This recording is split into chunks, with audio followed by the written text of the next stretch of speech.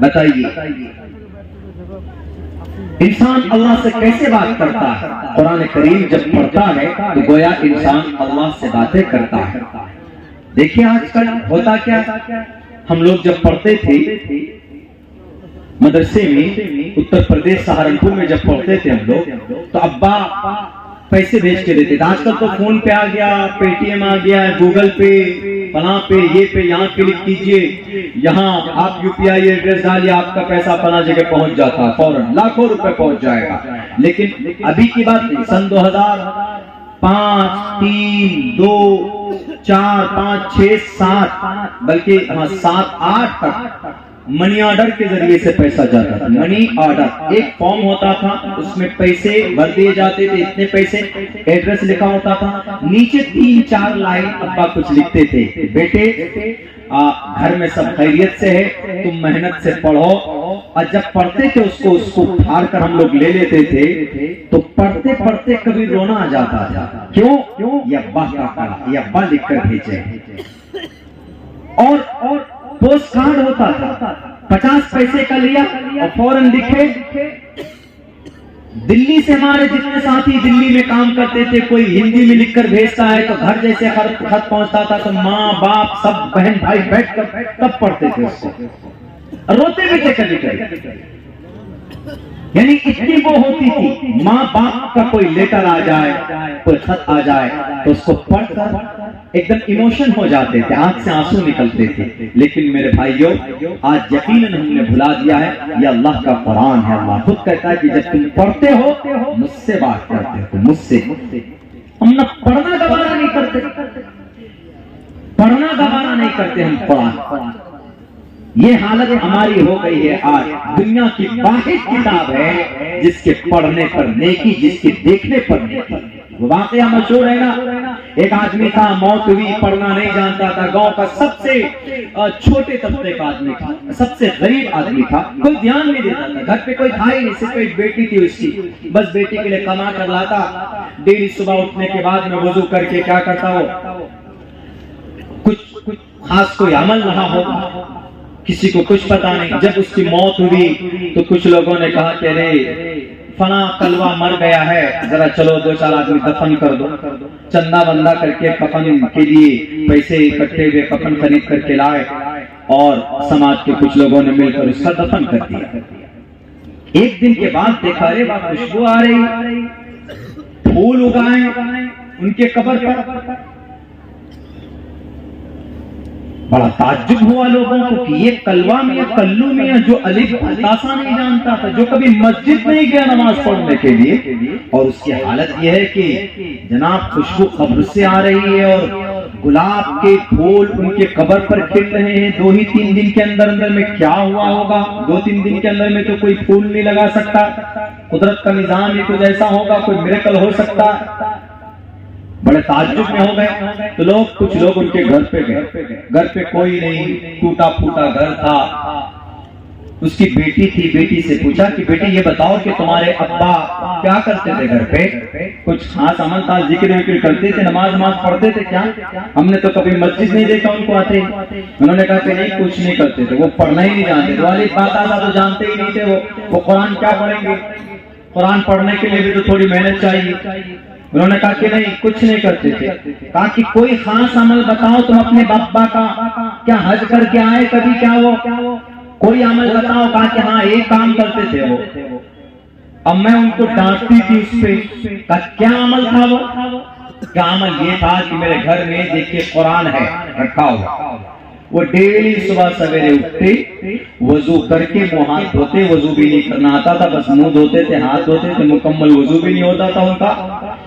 उसके बाद बैठकर कुरान खोलकर उसको पढ़ते। तो बोले कि तुम बोल रहे कि पढ़ना नहीं जानते थे, फिर क्या पढ़ते थे? वो अलिफ बाता सा जानते ही नहीं थे, तो फिर पढ़ते कैसे थे? कहा वो पढ़ते नहीं थे, वो बोलते थे। क्या बोलते थे? सिर्फ ये बोलते थे कि ये मेरे रब का कलाम जो सच्चा है, ये मेरे रब का कलाम है, सच्चा है, ये मेरे रब का कलाम है, सच्चा। बस इतना बोलते थे और कुछ नहीं। तीसरा चौथा कोई वर्ड ही नहीं बोलते। देख लीजिए, अल्लाह तबारक व तआला ने सिर्फ ये बोलने से नमाज कभी नहीं पढ़ी उसने। कभी रोजे नहीं रखे उसने, कोई बड़ा अमल नहीं किया उसने। जब उसने नमाज ही नहीं पढ़ी तो अल्लाह के नबी फरमाते मन तरक सलात मुतअम्मिदन फक़द कफर, जानबूझकर नमाज छोड़ने वाला कुफ्र के दरवाजे तक पहुंच जाता। पूरी जिंदगी नमाज नहीं पढ़कर जन्नत चला जाएगा। अरे नबी बिना नमाज के जन्नत नहीं जा सकता। कोई नबी और रसूल से नमाज माफ नहीं है तो ये कल्लू से कैसे माफ कर सकता है, ये उससे कैसे माफ हो सकता है। लेकिन वही अल्लाह तबारक व तआला को कोई अदा अगर पसंद आ जाए, अल्लाह को कोई चीज अच्छी लग जाए तो कहते हैं ना कि तवाइफ भी क्यों ना हो, रब्बे जुल जलाल उसको भी माफ कर देता है। जाओ, I forgive you your all sins of your life, ला तस्रीब अलैकुम अल-यौम, इज़हबू अंतुम तुलका। उनका ये कहना ये मेरे रब का कलाम है, ये मेरे रब का कलाम है, मोहब्बत अज़मत कि मेरे रब का कलाम है। उनकी इस अमल को अल्लाह ने इतना पसंद किया, इतना पसंद किया कि अल्लाह तबारक व तआला ने उनकी बख्शिश करके उनकी मग़फ़िरत कर दी और दुनिया वालों को एग्जाम्पल बना दिया। हमारे नौजवानों गाने तो बड़े सुनते हो, अभी गाना आया, हर नौजवानों के मोबाइल में गाना होगा बेशरम रंग, देख लीजिए हर नौजवानों के मोबाइल में खेसारी लाल की पिक्चर, हर नौजवान के मोबाइल में। नौजवानों, अल्लाह ने ये जवानी दी है आपको, बेशरम रंग या पठान के गाने सुनने से आप जन्नत नहीं जा सकते। जिंदगी आपकी बीत रही है, जनवरी अभी आए तो फौरन happy new year, happy new year, खुशियां मनाने लगे। नया साल आया, नया साल नहीं आया, तुम 1 साल और पुराने हो गए। सुन, तुम्हारी 60 साल उम्र है तो 30 साल के, अगर तुम 20 साल के हो, 20 साल तुम्हारी उम्र थी तो 21 साल, तुम्हारी 1 साल और तुम्हारी जिंदगी की घट गई। किनका कल्चर है ये हैप्पी न्यू ईयर? पता है हम लोग संडे और इतवार मनाते हैं ना, संडे इतवार बोलते हैं, संडे एंड इतवार, मंडे यानी सोमवार, संडे सन मीन्स सूरज, डे मीन्स दिन, सूरज का दिन नहीं, मुरक्कब इजाफी है, यहाँ का को खत्म कर दिया है। सूरज को, सूरज की पूजा का दिन संडे। आप नहीं मानेंगे तो आइए, आपको इसको क्या बोलते हैं? एतवार। हम लोग बोलते हैं हिंदी में एतवार। आयत है सर, आयत, आयत मीन्स सूर्य, वार, वार मीन्स पूजना, सूरज को पूजने का दिन, जो मतलब संडे में है वही मतलब इतवार का भी है। पता है इस दिन को इसीलिए यूरोपी ने इस दिन को रोमन ने, रूमी ने खास किया छुट्टी के लिए। सूरज को पूजने का दिन है, सोमवार का सेम वही मतलब है जो मंडे मतलब चांद को पूजने का दिन। मंडे मून से है, मून डे असल में, मून में चांद, मंडे मून डे, चांद को पूजने का दिन। सोमवार, सोम मीन्स का मतलब ही चंद्रमा आता है यानी चांद, और डे सोम आर मीन्स डे यानी चांद को पूजने का दिन। अब जनवरी हम लोग आते ही फौरन हैप्पी न्यू ईयर गाड़ी में लगा देते, बस में लगा देते, 4 व्हीलर है तो आगे पीछे गुब्बारे लगाकर हैप्पी न्यू ईयर। पता है हैप्पी न्यू ईयर किनका कल्चर है? सिर्फ हैप्पी न्यू ईयर याद रहा, बाकी भूल गए। इसको 1907 को रॉयल नेवी अफवाज किनको बोलते हैं? जो समंदर में जिन आर्मी, जिन फौजियों की ड्यूटी होती है उनको नेवी बोलते, नेवी ऑफिसर बोलते। वहां पर उन लोगों को सालों साल ड्यूटी मिलती थी, बोर हो जाते थे वो लोग। लोग। इसीलिए वो लोग आपस में मशवरा करते, याद बोर हो गए समंदर में पानी देख देख कर, मछली देख देख कर, कुछ नया होना चाहिए। उन्होंने कहा कि अच्छा एक काम करो, नया होने के लिए सबसे बेटर क्या है? ताकि सबसे बेटर ये, जिस दिन हम दुनिया में आए उससे बेटर और क्या हो सकता है। तो उन्होंने सबसे पहले शुरुआत की, रॉयल नेवी ने 1907 को हैप्पी बर्थडे, बर्थडे मनाते हैं, बर्थडे बच्चों का, बर्थडे का मतलब पैदा होना, BIR birth, TH birth, date of birth बोलते हैं हम लोग, पैदाइश का डेट। तो हैप्पी बर्थडे उन्होंने सबने अपनी अपनी तारीख याद की कि हम कब पैदा हुए, हम कब पैदा हुए। सब उस जहाज के अंदर में हैप्पी बर्थडे मनाते, शराब पीते। होते होते 5-6 महीने गुजरे कि जनवरी कैसे आया? जनवरी, ये जनवरी असल में ये एक किसी भूत का नाम है। जनवरी, मैंने किसी तकरीर में उसकी पूरी एनालाइज की है। ये जनवरी किसी आत्मा, किसी भूत या किसी आत्मा के ऊपर किसी देवता को मानकर, वो देवता जिसका जिसकी दो शक्ल की आत्मा, एक शक्ल उसकी सूरज के तरफ जिधर से सूरज उगता है और दूसरी शक्ल उसकी जिधर सूरज डूबता। कहा जाता है कि जनवरी, ये जेनी जो आत्मा है, ये हमको सुबह की बुराई से, सूरज से जो बुराई निकलती है सूरज के साथ, उससे भी बचाता है। और जिधर गुरूब होता है, गुरूब होते हुए जो बुराई होती है, ये जेनी हमें दोनों से बचाता है। इसीलिए इस जेनी के हमेशा याद किया जाए, तो इस जेनी के नाम पर उन्होंने जनवरी रख दी। फरवरी इसी तरह है, लंबा समय चाहिए। फरवरी, मार्च, अप्रैल, मई, जून, जुलाई, अगस्त तक, ये सारे जनवरी से लेकर अगस्त तक किसी न किसी बुध के ऊपर उनका नाम रखा गया। सितंबर, अक्टूबर, नवंबर, दिसंबर, सितंबर 7 और अक्टूबर 8, नवंबर 9, दिसंबर 10 को बोलते हैं। ये सितंबर से लेकर दिसंबर तक किसी आत्मा के ऊपर इनका नाम नहीं रखा गया। बल्कि जब 5 महीने गुजरे, जब जनवरी आता है, तो वो लोग कहते हैं कि नया साल आ गया। देखो हमारे जेनी आत्मा भी आज ही आए, आज उनके पहला दिन है, इसीलिए आज हैप्पी न्यू ईयर के नाम से खुशियां मनाओ। उस दिन को हज कर दी जनाब, लड़कियां खरीदी जाती, लड़कियों को हायर किया जाता है। और यही कल्चर आज भी हमारे भारत में है।